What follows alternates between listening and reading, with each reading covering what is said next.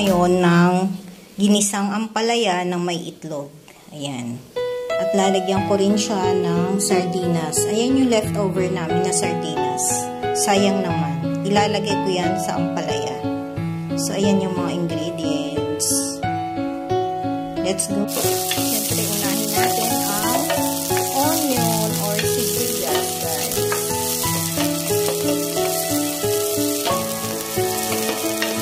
Bawang or garlic.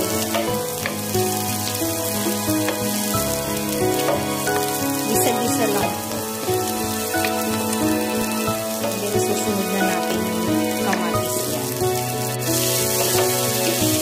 Na po yung ating kamatis. Dapat, didiin-diin nyo po siya para maluto siya ng husto. Kumatas po yung kanyang juice. Ayan, guys. Sinunod ko na rin po yung aming leftover na sardines. Ayan. Palasa din po yan sa ating isang ampalaya.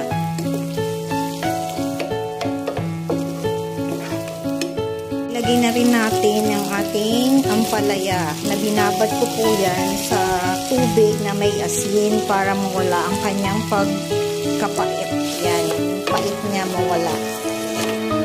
Yan. Sa mga bitter dyan, ay sorry.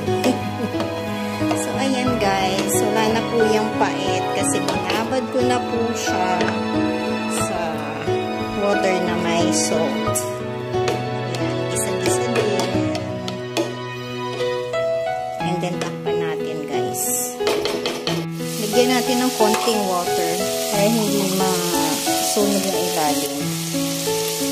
Ayan. Kahit konting-konti lang guys. Ayan. And then takpan natin ulit.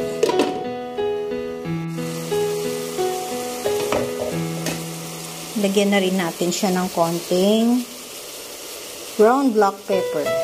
Ayan. Konting patis. Ayan. Ang palasa guys. Haluin. Half cook lang po kasi pangit po sa pagka na-overcook siya. Lalong lalabas yung pait niya. Sa bagay na ibabad ko na naman to, siguro hindi na ganun kapait. Ayan. Po natin yung ating eggs. 2 eggs po yung aking ginamit guys. So ayan, hayaan lang natin siyang maluto. And mamaya, halu-haluin para medyo may buo-buo siya. So, ayan guys. Haluin na natin siya. Diba guys? Medyo nagbuo-buo yung kanyang eggs. Ayan. Yan ang masarap dyan guys.